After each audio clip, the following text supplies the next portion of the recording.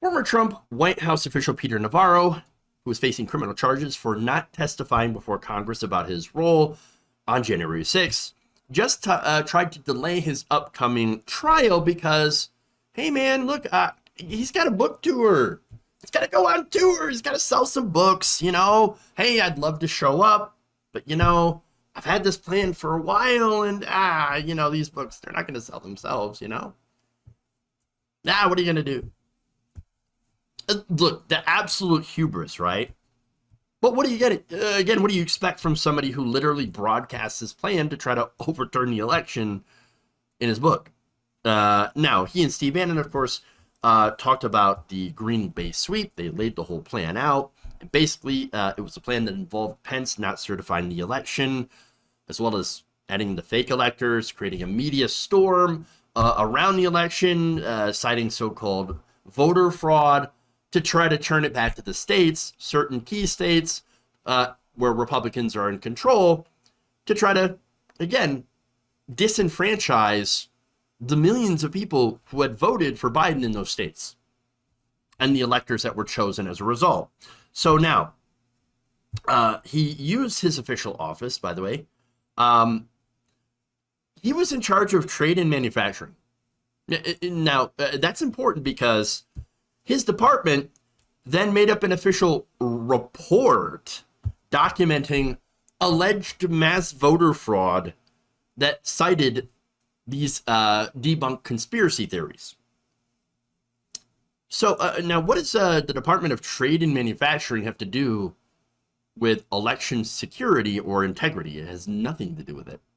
But he used that office to, you know, commission a report that says, oh, look at all this voter fraud. Now, when the Daily Beast questioned him further about the plan on December 2021, Navarro revealed that Bannon helped him develop that blueprint and that Trump himself was, quote, certainly on board with the strategy. It seems a little inconvenient now, especially now the House Committee investigating the January 6th riot really wants to talk to him. They really want to talk to him. In fact, they subpoenaed Navarro back in February, but he refused to show up, turn over documents, cell phone communications. So as a result, legislators in March held him in contempt of Congress and referred his case to the Department of Justice, which indicted him this month. At his arraignment on those charges in District of Columbia Federal Court on Friday morning, Navarro's lawyers tried to convince the judge that the former Trump official just needs some extra time. Hey, I just need time, guys, and to go on tour. You know, books. I gotta make some money. Now, unfortunately for him, that excuse did not fly with the judge. This is, let's see, U.S. District Judge Amit P. Mehta, who has done a lot of these January 6th trials, right? Seen a lot of these cases. Ruled against him. Assistant U.S. Attorney Amanda Vaughn testified that the government has serious concerns about delaying the trial for a book tour. The public has an interest in the resolution of this case. The judge agreed, saying, it's not that complicated a case. But hey, counterpoint, already planned the tour. Do you know how much work that is? It's work. You know, I had to make reservations and calls and, you know, all that stuff. And now you're telling me that I can't go on my book tour. It's funny because the guy's got plenty of time to represent himself in court and to go all over TV to say incriminating things about himself. Look, the guy is either incredibly stupid or thinks he's absolutely untouchable. And by the way, those two things can be true at the same time. They are not mutually exclusive. So, but here's the thing. It's very unlikely, in my view, for Trump to face criminal penalties over what happened on January 6th. I know.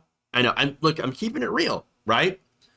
I'm not saying that that's because there's a lack of evidence. No, there's lots and lots of evidence. But I point to weakness. The weakness of the Democrats and the weakness, of course, of Merrick Garland, who is the head of the Department of Justice. In fact, on Monday, Chairman Benny Thompson of that committee told reporters the committee would not be making formal criminal referral to the Justice Department of the former president or anyone else, saying, that's not our job. That's not your job. Then what the hell's the point? What are you there for? If you're going to sit there, if you're going to air all of this damning evidence that Donald Trump knew that he had lost the election, that everybody around him has been telling him, hey, the voter fraud stuff is absolute garbage. It's bullshit. It's not real. William Barr literally laughing, giving a nice little belly laugh about 2,000 Mules, that ridiculous Dinesh D'Souza movie. All of that. Ivanka Trump saying, look, there's no evidence. I believe what William Barr was saying. All of that evidence. And you're not going to make a referral at all. Then again, what's the point then? Why should we care if you don't care enough to refer a criminal indictment? Again, you put this on. You said we're going to show all the evidence. And then what? And then what? Nothing. Nothing. If you're going to sit around and say how guilty he is and then not do anything about it, well, guess what? You're just as guilty for when he turns around and destroys democracy. No, what they're doing is they're kicking the can. The same thing that they did during the Mueller investigation, they're kicking it over to Merrick Garland. Now, Merrick Garland is not known for taking a strong stance or stand on anything. I think he's been an incredibly weak and feckless attorney general, but he still has time to prove me wrong, so please do so. But so far, when you see that amount of weakness from Democrats, when you see that weakness from the Biden attorney general, people like Peter Navarro, well, they think, well, they're not going to touch me. I can do whatever I want. I can say whatever I want. Now, you could say, oh, no, you don't understand. It's three-dimensional chess. Okay, how many times do they say that? And it never turns out to be three-dimensional chess at all. No, it turns out to be absolute weakness. And just fecklessness and a complete failure to lead. And they're not doing that. But people like Navarro, they again, look at this and they say, well, they're not coming after me. They're super weak. And by the way, even if they manage to come after me, they're not going to come after Senpai Trump. And so he's going to come after he wins or steals the next election, which he has the blueprint to do. He'll see my loyalty. And then, well, he's going to pardon me just like he did my buddy Steve Bannon, who, by the way, is a criminal literally stealing money from Trump supporters by claiming that they were going to use the money to build a wall. No, they took your money and then they laughed at you. You guys are suckers. You gave me all this cash. And what did I do? I put it in my pocket. I'm laughing at you as I sit on my yacht. This is who they are. This is who they are.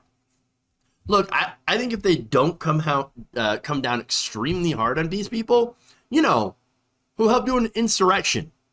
Again, the Green Bay sweep, the fake electors, that is the real insurrection here. If they don't come down hard on those people, then, well, they invite it to happen again. And look, what they're doing right now, by the way, is not only did they take part in this, but now they're bragging about it. They're rubbing it in your face. They're saying, yeah, of course we tried to steal the election. Yes, of course we knew all of that voter fraud stuff was bullshit, wasn't real, was made up. We know that. What are you going to do about it? Well, that's up to Merrick Garland now. And that makes me very concerned.